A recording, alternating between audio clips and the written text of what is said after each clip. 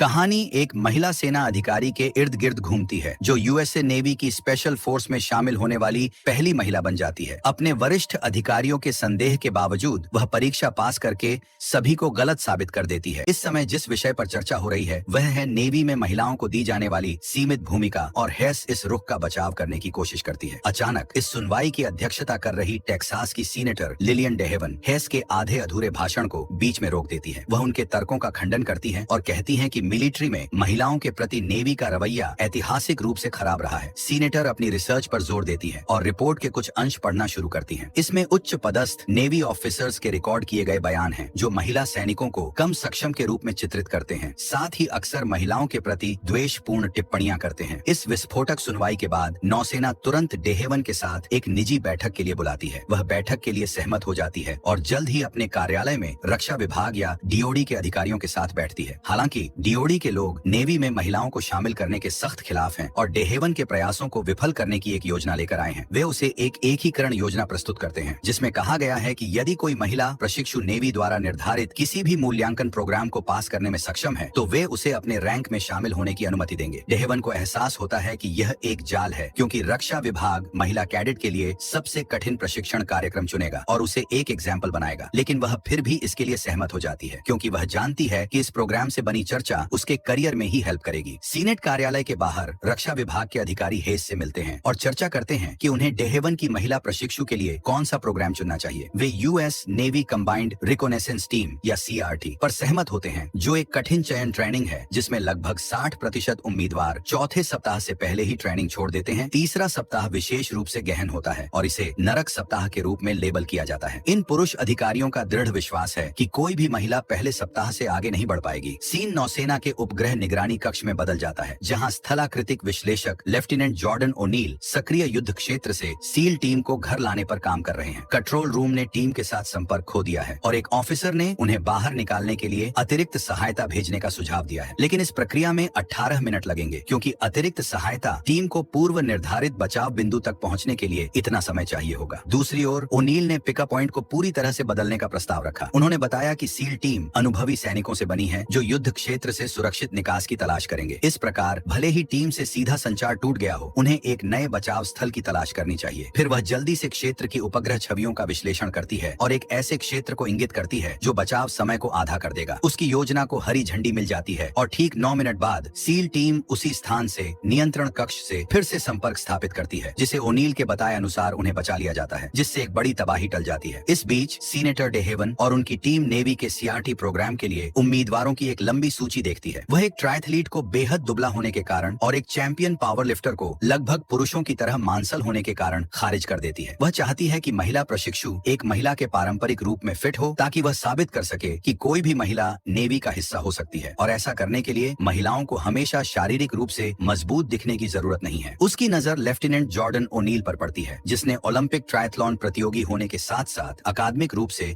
उत्कृष्ट होने की प्रभावशाली उपलब्धियां हासिल की हैं। वह पारंपरिक रूप से स्त्री होने के मामले में डेहेवन के बिल में भी फिट बैठती है। काम के इस व्यस्त दिन के बाद लेफ्टिनेंट ओनील अपने मंगेतर लेफ्टिनेंट कमांडर रॉयस हार्पर से मिलती है जो नेवी के लिए एक ऑपरेशनल अधिकारी है। वह उसे संदिग्ध स्थिति से सफलतापूर्वक निपटने के लिए बधाई देता है, लेकिन साथ ही उसे वार्निंग भी देता है कि वह ऐसे मामलों में बहुत अधिक शामिल न हो क्योंकि वह एक सैनिक नहीं बल्कि एक खुफिया अधिकारी है। तभी ओनील को एक कॉल आती है और उसे सीनेटर डेहेवन से उनके ऑफिस में तत्काल मिलने के लिए कहा जाता है। अगले दृश्य में सीनेटर सीआरटी प्रोग्राम से संबंधित डॉक्यूमेंट ओनील को देता है और बताता है कि पूरा मामला क्या है। वह कहती है कि अगर ओनील इस ट्रेनिंग को पूरा करे लेती है तो भविष्य में महिलाओं के लिए नेवी में शामिल होने के दरवाजे खुल जाएंगे। उस रात लेफ्टिनेंट अपने घर लौटती है और अपने पति के साथ इस विचार पर चर्चा करती है, लेकिन वह कई कारणों से इस विचार के बारे में बहुत उत्साहित नहीं लगता। सबसे पहले नेवी सीआरटी एक बहुत ही कठिन प्रोग्राम है जो ओनील को लंबे समय तक चलने वाली शारीरिक चोटें पहुंचा सकता है। उसे कई पुरुषों के साथ प्रशिक्षण और रहने की जगह भी साझा करनी होगी जो निस्संदेह उसके साथ गलत बर्ताव करें, लेकिन अगर वह किसी तरह से चुनी जाती है तो उसे लंबे समय तक एक्टिव ड्यूटी पर तैनात किया जाएगा। रॉयस का कहना है कि उसके पास इतने लंबे समय तक उसका इंतजार करने का धैर्य नहीं हो सकता। ये ओनील को दुखी करता है जिसे लगता है कि उसका मंगेतर उसकी क्षमताओं और उनके रिश्ते को कमजोर कर रहा है। वह अब सभी को गलत साबित करने के लिए और भी दृढ़ है और सीआरटी कार्यक्रम के लिए नामांकन करती है। कुछ दिनों बाद वह ट्रेनिंग सेंटर पहुंचती है और कमांडिंग ऑफिसर उसे हॉस्टल से दूर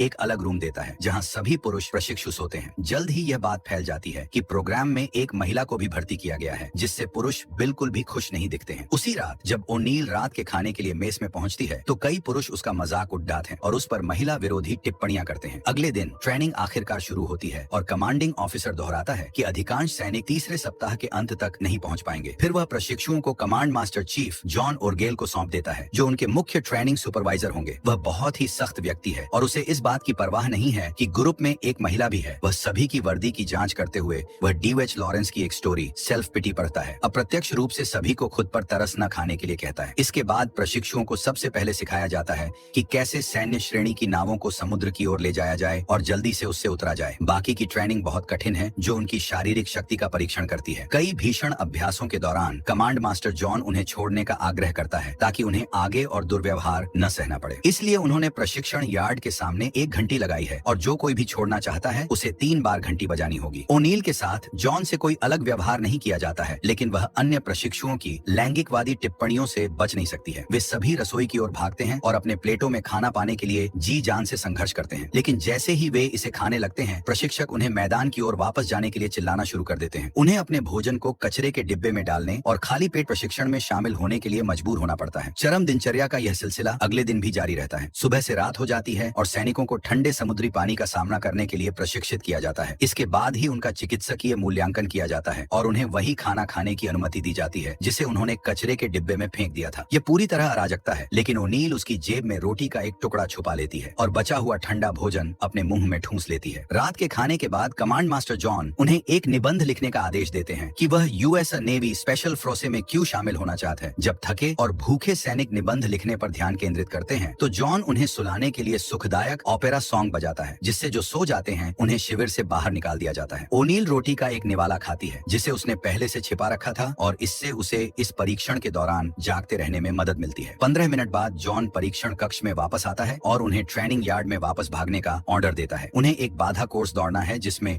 उन्हें लाइव फायरिंग से सुरक्षित रहना है। ओनील को सूचित किया जाता है कि उसे कई बाधाओं को कूदने में हेल्प करने के लिए एक मंच दिया जाएगा। वह इसका विरोध करती है क्योंकि वह चाहती है कि उसके साथ भी बाकी सभी की तरह ही व्यवहार किया जाए, लेकिन उसकी शिकायतों को खारिज कर दिया जाता है क्योंकि सेना की नियम पुस्तिका में कहा गया है कि महिला कैडेटों के लिए बाधा की ऊंचाई उनके पुरुष समकक्षों की तुलना में कम होनी चाहिए। कोर्स के दौरान जॉन देखता है कि ओनील प्लेटफॉर्म का उपयोग करने से इनकार कर देती है और इसके बजाय अपने सभी साथियों की तरह प्रत्येक बाधा को पार करती है। दीवार पर चढ़ने वाली बाधा पर वह अपने साथियों को अपनी पीठ पर चढ़ने देकर दीवार पार कराना उनकी हेल्प करती है। एक इकाई के रूप में काम करने की पूरी कोशिश करने के बावजूद उसके साथी उसे दीवार पर नहीं चढ़ाते हैं। यह स्पष्ट है कि वे अभी भी इस बात से नफरत करते हैं कि एक महिला को पारंपरिक रूप से मर्दाना स्थान में भाग लेने की अनुमति है। दूसरी ओर दिन में 20 घंटे का प्रशिक्षण कई सैनिकों की मानसिक और शारीरिक शक्ति को कम करने लगता है। अधिक से अधिक प्रशिक्षु ट्रेनिंग छोड़ने लगते हैं, लेकिन सभी को आश्चर्य होता है कि ओनील अभी भी मजबूत है। हालांकि वह अभी भी इस तथ्य से उबर नहीं पाई है कि उसे बाधा कोर्स को उसके लिए आसान बनाने के लिए एक मंच दिया गया था। इसीलिए वह कमांडिंग ऑफिसर से बात करने की कोशिश करती है ताकि उसे भी उन्हीं की तरह ट्रेन किया जाए, लेकिन उसे ऑफिसर से लैंगिक भेदभाव वाली टिप्पणी सुनने को मिलती है, जिससे यह स्पष्ट हो जाता है कि उसे अपने शिविर में एक महिला को रखने का विचार पसंद नहीं आ रहा है। इस तरह से व्यवहार किए जाने के कारण ओनील एक नाई की दुकान पर जाती है और अपने स्त्री रूप त्याग करे अपने बाल काट लेती है। इसके बाद वह अपने कमरे में जाती है जो पुरुष प्रशिक्षुओं से अलग है और अपना सारा सामान पैक करती है। फिर वह आम हॉल में जाने का फैसला करती है जहां सभी पुरुष प्रशिक्षु सोते हैं। कमरे में अधिकांश पुरुषों को ओनील के वहां होने से समस्या है, खासकर इसलिए क्योंकि वह अपने साथ टैंपोन लाया है। फिर कमांड मास्टर जॉन ओनील की हरकतों को नोटिस करता है और उसके इस दृष्टिकोण को बहुत खुशी से स्वीकार नहीं करता है। सीन वापस हेस पर आ जाता है जिसे अब नेवी का सचिव चुना गया है। वह और रक्षा विभाग के अन्य लोग इस खबर से खुश नहीं है कि ओनील शिविर में 3 सप्ताह तक जीवित है और इस प्रयोग के गुप्त होने के बावजूद अब तक उसकी उपलब्धियां न्यूज में आ गई हैं। लोग उसे जीआई जेन भी कहते हैं क्योंकि वे उसका असली नाम नहीं जानते। ट्रेनिंग सेंटर में चीजें और भी चरम सीमा पर पहुंच गई हैं, लेकिन जीआई जेन अभी भी टिकी हुई है। वास्तव में वह अब सभी यौनवादी पुरुषों को गलत साबित करने के लिए और भी कठिन प्रशिक्षण लेती है। परिणाम यह देखा जा सकता है कि उसके शरीर की बहुत सारी चर्बी कम हो गई है और वह मांसल हो गई है। इस बीच न्यूज रिपोर्टर जीआई जेन के बारे में समाचार पाने के लिए वास्तव में बेताब है, जो नेवी की कठिन ट्रेनिंग को सहन करने वाली एक मजबूत महिला है। एक दिन जब ओनील अकेले नहा रही थी, कमांड मास्टर उसके लिए एक न्यूज लेकर आता है। उसकी टीम के सबसे वरिष्ठ सदस्य को पैर में फ्रैक्चर के कारण हॉस्पिटल में भर्ती कराया गया था। इससे वह अपने ग्रुप में सबसे अनुभवी सेना अधिकारी बन गई और अपनी टीम की लीडर बन गई। दूसरी ओर डीओडी अधिकारी और सचिव हेस इस बात से निराश हैं कि ओनील ने किस तरह से एक सप्ताह तक नरक का सामना किया और यहाँ तक कि पुरुषों के साथ आमने सामने की लड़ाई भी लड़ी। लेकिन वे अभी भी आशान्वित हैं कि वह एसआईआरआई ट्रेनिंग के बाद वह जॉब छोड़ देगी देगी, जिसका अर्थ है उत्तरजीविता, बचाव, प्रतिरोध और पलायन। ASIRI ट्रेनिंग स्टेप आता है और प्रशिक्षुओं को एक अज्ञात स्थान पर हवाई जहाज से उतार दिया जाता है। उन्हें एक लक्ष्य तक पहुंचना होगा, उसके बारे में पर्याप्त जानकारी प्राप्त करनी होगी और पकड़े जाने से पहले पीछे हटना होगा। सैनिकों की शारीरिक फिटनेस की जांच करने के लिए सिर्फ एक अभ्यास के बजाय ASIRI को वास्तविक दुनिया के परिदृश्यों को प्रशिक्षित करने के लिए डिजाइन किया गया है। यदि प्रशिक्षु उस स्थान से जल्दी निकासी का अनुरोध करते हैं जहां वे हैं, या यदि वे पकड़े जाते हैं, तो उनके साथ वास्तविक युद्ध कदियों जैसा व्यवहार किया जाएगा। दुर्भाग्य से प्रशिक्षण के दौरान ओनील की टीम के 2 सदस्य पकड़े जाते हैं जब उन्होंने उसके आदेशों का पालन करने से इनकार करते हैं। सुरक्षित स्थान पर वापस भागते समय एक अन्य सदस्य का पैर टूट जाता है। उसकी मदद करने की कोशिश करते हुए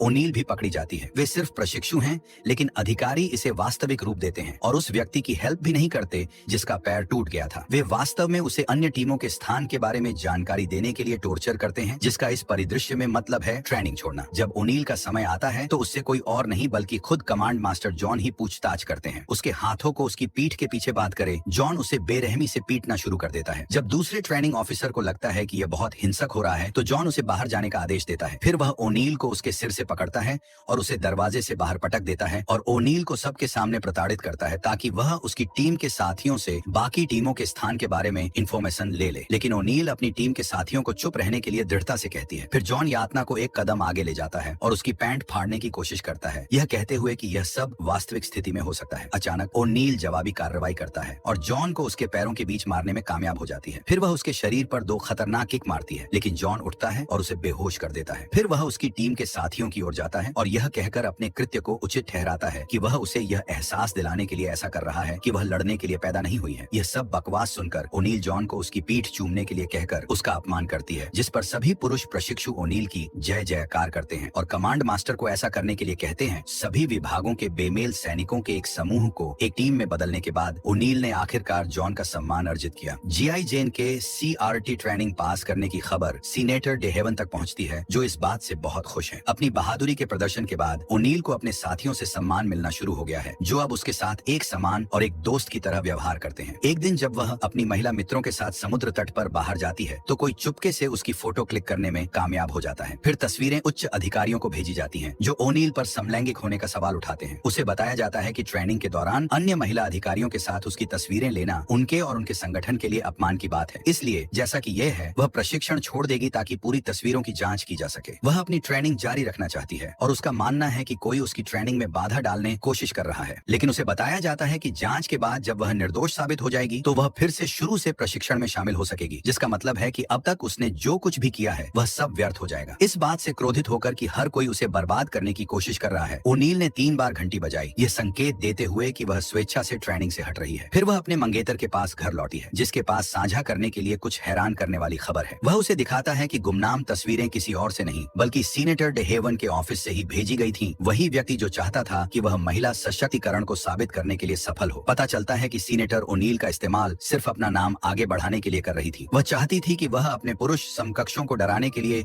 बस इतनी ही सफल हो, और जब ओनील पास होने ही वाली थी तो डेहेवन ने उसे अपने गृह राज्य टेक्सास से सैन्य आधारित बंदी को रोकने के लिए नेवी के साथ सौदेबाजी के रूप में इस्तेमाल किया। यहाँ तक कि जब ओनील इस बारे में सीनेटर से भिड़ती है तो वह ऐसे खेलती है जैसे उसे कुछ भी पता नहीं है, लेकिन बाद में सीनेटर लिलियन सच बताती है और स्वीकार करती है कि उसने राजनीतिक लाभ पाने के लिए उसका इस्तेमाल किया। शैतान के मुंह से यह सुनने के बाद ओनील उसे बेनकाब करने की धमकी दी। वह प्रेस से इस बारे में बात करने से नहीं डरती कि कैसे सीनेटर अपने करियर को आगे बढ़ाने के लिए एक महिला का इस्तेमाल कर रही थी। इसके बाद सीनेटर ओनील को वापस ट्रेनिंग करने के लिए भेज देती है, जहां उसके साथियों द्वारा उसका गर्मजोशी से स्वागत किया जाता है। अब प्रशिक्षण का अंतिम चरण शुरू होता है। अंतिम प्रशिक्षण शुरू होने से पहले यह एक आपातकालीन स्थिति से बाधित होता है, जिसके लिए CRT प्रशिक्षु के तत्काल समर्थन की आवश्यकता होती है। हथियार ग्रेड प्लूटोनियम द्वारा संचालित एक अवलोकन उपग्रह लीबिया के रेगिस्तान में गिर गया है। प्लूटोनियम को पुनः प्राप्त करने के लिए US आर्मी रेंजर्स की एक टीम भेजी गई थी, लेकिन उनकी निकासी योजना विफल हो गई और अब प्रशिक्षुओं को रेंजर्स की निकासी योजना में सहायता करने के लिए भेजा जाता है। मिशन के दौरान ओनील एक लीबियाई सैनिक की नजर में आने वाली होती है, इसलिए उसे बचाने के लिए जॉन लीबियाई सैनिक को गोली मार देता है, जिससे उनका भेद खुल जाता है। अब लीबियाई गश्ती दल को अपने क्षेत्र में अमेरिकी सेना की उपस्थिति के बारे में पता चल जाता है और दोनों पक्षों के बीच टकराव शुरू हो जाता है। जॉन जेम्स को अपनी टीम से बहुत दूर जाना पड़ता है। जब ओनील टीम का नक्शा देखती है तो उसे पता चलता है कि मास्टर चीफ उस रास्ते का इस्तेमाल नहीं करने जा रहे हैं जिसके बारे में बाकी लोगों का मानना है कि वह दूसरों के साथ फिर से जुड़ने के लिए जाएंगे। इसलिए मास्टर चीफ फिलहाल गलत दिशा में जा रहे हैं और गंभीर संकट में हैं। लेकिन ओनील उन्हें बचाने के लिए यहाँ है। लीडर के चले जाने के बाद ओनील आगे आती है। वह घायल मास्टर चीफ को बचाते हुए नेतृत्व और रणनीति में एक निर्णायक क्षमता प्रदर्शित करती है, जिन्हें वह और उनकी टीम के साथी मैकूल विस्फोटकों वाली गली के किल जोन से बाहर निकालते हैं। जल्द ही उन्हें बैकअप और हेलीकॉप्टर गनशिप मिलते हैं, जो अंतिम हमला करते हैं और बचाव अभियान सफल होता है। मिशन में भाग लेने वाले सभी लोगों को CRT में स्वीकार कर लिया जाता है। अंतिम दृश्य में कमांड मास्टर जॉन जेम्स और गेल ओनील को